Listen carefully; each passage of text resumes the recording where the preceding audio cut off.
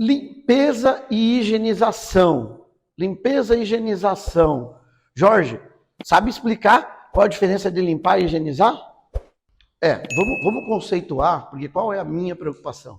A minha preocupação é a gente estar diante do cliente e de maneira simples, resumida, saber explicar claramente para ele o que é, qual a diferença de limpar e higienizar. Simples, direto, resumido, limpar, sem dúvida nenhuma, é promover a remoção dos resíduos, né? Mas esse conceito é muito recente de higienizar, porque eu lembro, e aí óbvio que eu sou mais velho que todo mundo aqui, até do que o Léo, e até pouco tempo a gente ia lá e só limpava a superfície. Quem disse que matamos os micro-organismos? Não matamos. Por isso que o conceito hoje, Camila, é limpeza e higienização. É fazer a remoção da sujeira e matar micro-organismos. Tudo bem? Sim, eu só queria te lembrar que o conceito de higienização, há 10 anos, há 5 anos, eu me atrevo a te dizer, sempre era o conceito de limpeza, de remover sujeira e não matar micro-organismos. E o conceito de fato, quando a gente trata tecnicamente sobre limpeza e higienização, é remover sujeira e matar micro-organismos. Eu posso remover a sujeira e não matar o que era feito até pouco tempo atrás. Então eu ia lá, pegava uma APC, podia fazer uso de uma extratora ou de um tornador, ia lá, promovia a limpeza do banco, da peça, da superfície, e não me preocupava, não me atinava que tem micro-organismos que eu não enxergo ali. Entende? Então, óbvio, hoje a nomenclatura que se fala é higienizar, mas o conceito de higienizar da empresa de vocês tem que ser claro. Eu vou limpar e matar micro-organismos. O que precisa para limpar e matar micro-organismos? Primeiro, eu preciso de um APC. Todo mundo usa essa expressão APC do inglês, All Proposal Cleaner, que traduzindo para o português é um multiuso. Eu vou usar um multiuso alcalino para remover a sujeira orgânica que tem ali. Exemplo, a limpeza de um banco. Limpei o banco. Só que tem micro-organismos ali. E eu vou usar, então, um saneante, um bactericida, né? Então, hoje, a vedete do mercado são os produtos à base de peróxido de hidrogênio. Então, eu limpei, o banco está limpo, maravilhoso, e vou aplicar um bactericida para matar micro-organismos. A sacada, Camila, Pedro, Jorge, é poder verbalizar isso para o cliente. Minha higienização, dado o contexto do tipo de sujidade de superfície, no caso do banco, eu vou usar um produto específico para limpar e vou usar um segundo produto para higienizar, para matar micro-organismo do seu carro. Falando de ética e moral, eu sou ético e moral. Eu vou explicitar para o cliente que eu vou fazer a remoção e vou usar um bactericida para matar micro-organismos. Aí tem aqui o Basílio que não é ético e moral, quer fazer um serviço rápido. Eu vou vir aqui, vou fazer só a limpeza e o resultado só da limpeza sem matar micro-organismos, quando você olha, é exatamente o mesmo. Por quê? Porque o cara não está vendo os micro-organismos. Isso mesmo. Esse seu exemplo é maravilhoso. Seu exemplo é ótimo. Seu exemplo é show. Exatamente. Óbvio, porque os conceitos estão mudando, né? A gente sabe que hoje tem bichinhos ali que eu não enxergo, né? E aí, óbvio, o objetivo é esse.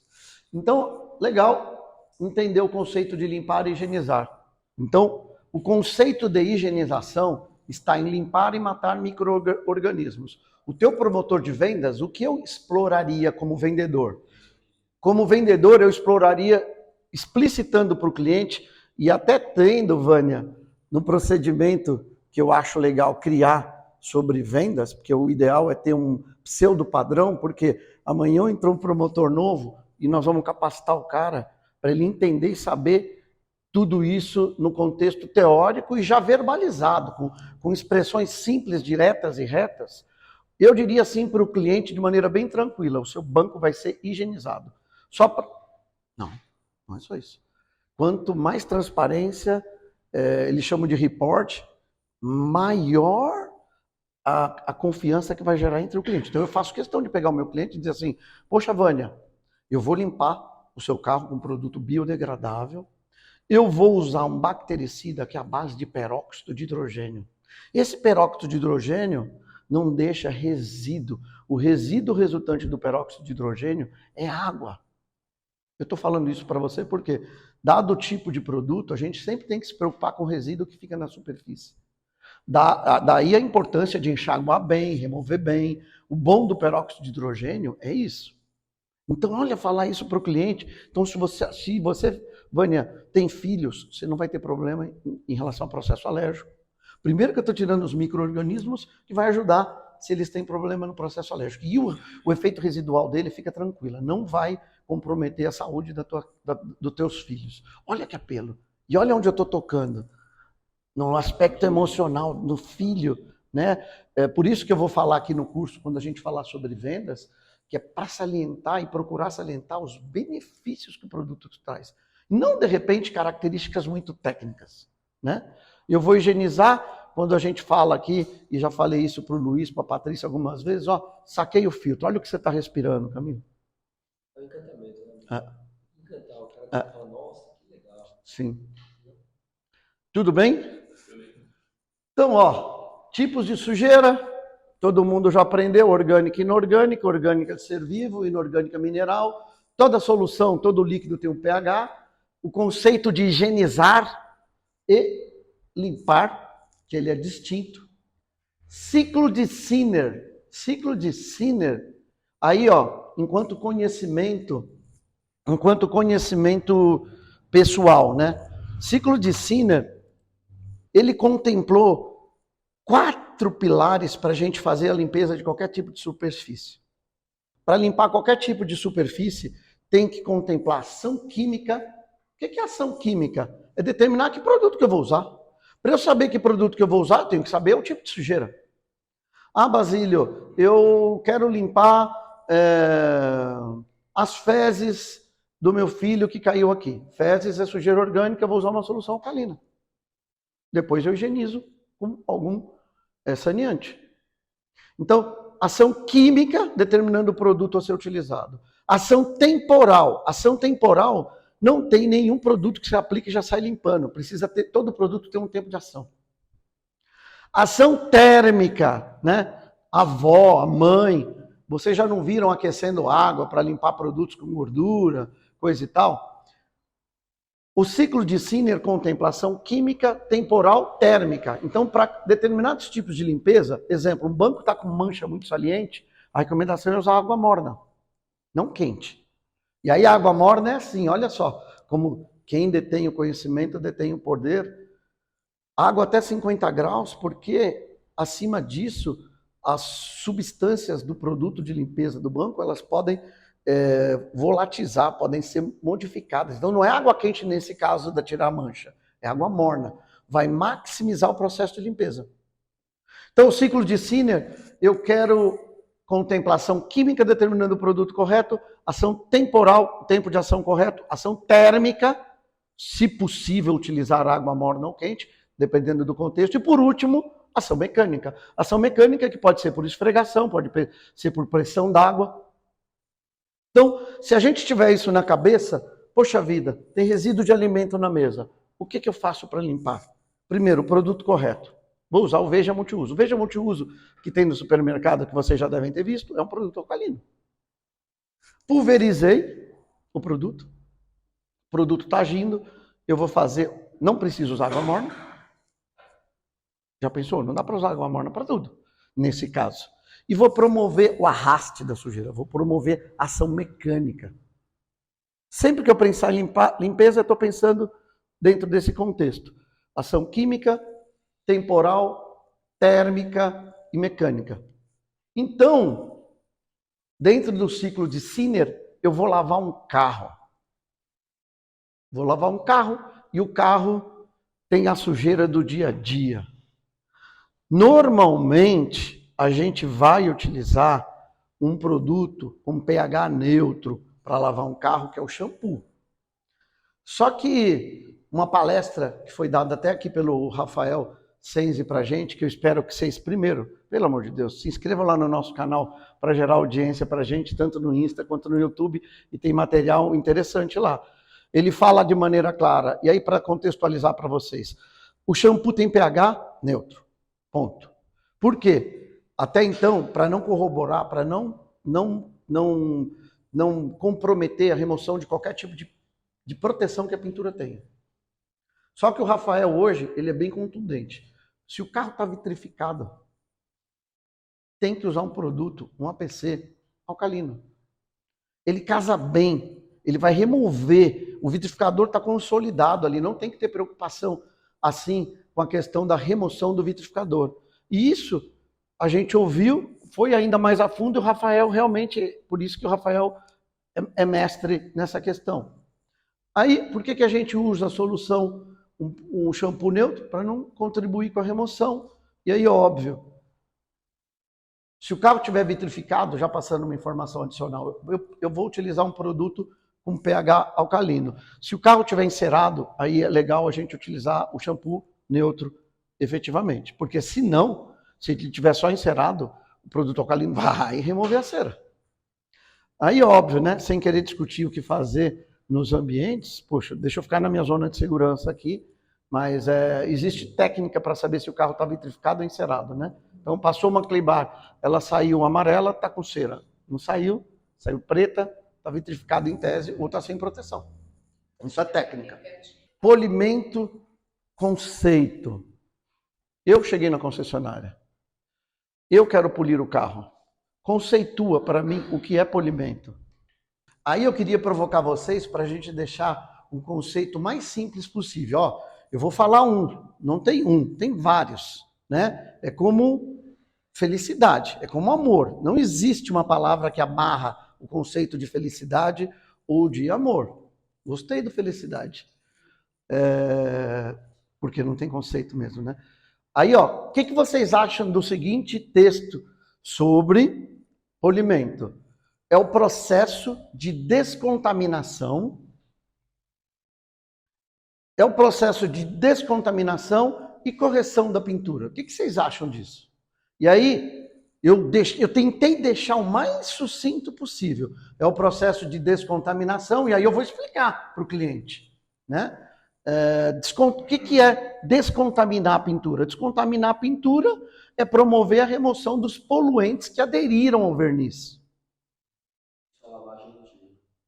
Que no geral, só lavagem não tende a tirar. Então, olha só, é o processo de descontaminação e correção da pintura. O que é descontaminação da pintura?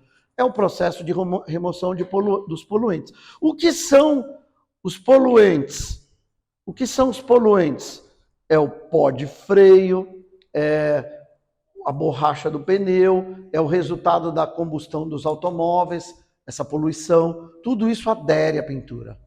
E aí, Pedro, 99% dos carros estão com contaminantes. Imagina um carro nas ruas, o que tem no asfalto é pó de freio, ferro, borracha, esse tipo de resíduo. E aí o carro em alta velocidade, o carro de trás levantando e vai aderindo à pintura, vai aderindo à pintura. Tudo bem com o conceito? Composição da camada de pintura e dimensões. Se a gente for resumir, vamos pensar em 3. Vamos pensar lá no fundo primer, onde a tinta vai aderir. Nós temos a tinta e temos o verniz, né? Que é a camada protetora lá da pintura. Alguém tem noção de vocês quanto mede essa camada?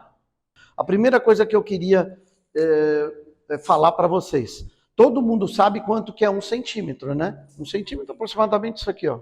Tá lá, régua de 30 centímetros. 1 centímetro, tudo bem, né? 1 centímetro tem quantos milímetros, Rodrigo? 10 milímetros. 1 milímetro tem 1000 microns. Eu queria que vocês guardassem isso. Porque a medida da camada de verniz, ela varia de 90 a 150 microns. Microns. O plural de microns é micra. Eu não consigo falar micra, tá? Eu chamo de microns. Mas só para vocês terem conhecimento, tá? O que é bom imaginar é assim, sempre que se usa a medida de microns ou micra, significa dizer que aquela espessura é inferior a 1 milímetro. Tudo bem? Então, a camada de verniz a camada total de pintura tem de 90 a 150 microns. Lembrando que a gente está falando de camada total. O que pressupõe? Se tem 3 camadas, a gente costuma atribuir 1/3 de medida. Costuma atribuir. Então, um exemplo, né? Se ele tem 150 microns, de 90 a 150, o verniz ele deve ter de 30 a 50 microns. Por quê? Porque não existe nenhum equipamento que mede camada a camada. O medidor de camadas que a gente tem que ter no planejamento de um polimento, ele mede a camada total. Tudo bem? Aí, Camila, pensa assim, você fechou um polimento. Era fundamental o polidor poder chegar e observar o carro antes de liberar de fato para o cliente, para ver o estado do carro. É óbvio, no geral não vai dar pau, são carros novos, e os seminovos são novos. Imagina, o seminovo 1 ano, 2 anos, 3 anos de revisão. No geral, não tende a dar pau, não tende a dar problema. Mas qual a importância de checar as camadas? É poder ter noção de como está o estado do carro. Então, um exemplo, o carro inteiro tem uma medida média de 100 microns, que pressupõe, né, os Toyotas estão saindo com 98, 96 microns de camada total, Toyota Corolla, enfim. Pressupõe que a camada de verniz tem quanto? 1/3 de 100? 33,33, né? Então, pressupõe que o verniz tenha 33,33. Aí pensa assim, Vânia, você, o polidor, ele é um exímio, é um profissional, ele foi lá e mediu todas as peças. Estão todas com 100. Só que ele chegou no capô. O capô está com 80 microns. O que pressupõe que sumiu, Camila? Sumiu o verniz. Porque a primeira camada que tem é o verniz. Pressupõe que está na casquite da casquite. Aí olha só a sua intervenção direta depois do start do polidor. Meu senhor, medimos a sua camada, a camada de verniz, a camada de pintura do seu carro. No geral, todas as peças estão em média com 100 microns de espessura e o capô está com 80. O que significa dizer? Que nós não vamos ser agressivos com o capô, nós não vamos efetuar a etapa de corte, de correção da pintura. Nós só vamos descontaminar e lustrar a peça. Aí pensa assim, ó, naquele report que eu falei de gerar uma relação confiável com o cliente, o que ele vai pensar de você e da operação? Porra! Agora, imagina, nós não fizemos nada disso.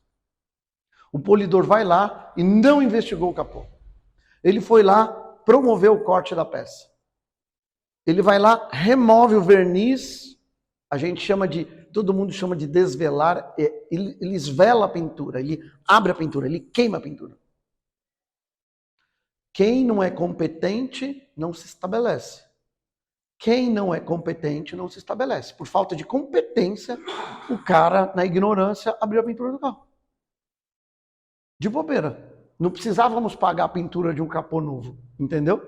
Então, lembra lá do início que eu falei? Quem detém o conhecimento, detém o poder. Então, essa máxima de querer ir atrás de informação e ter um conhecimento mais absoluto possível é fundamental. Por quê? Porque amanhã, de repente, você vai estar numa operação e o cara vai cometer gafes e você mesmo pode promover a correção. Correção no sentido de, opa, não foi medido? Meça. Né? Cadê a lanterna de inspeção para reproduzir a luz que eu preciso para verificar a incidência de riscos? Os riscos no processo de polimento só vão ser enxergados a olho nu se tiver com a iluminação adequada. Essa iluminação natural não dá pé, não vê. Quando um polidor para de polir?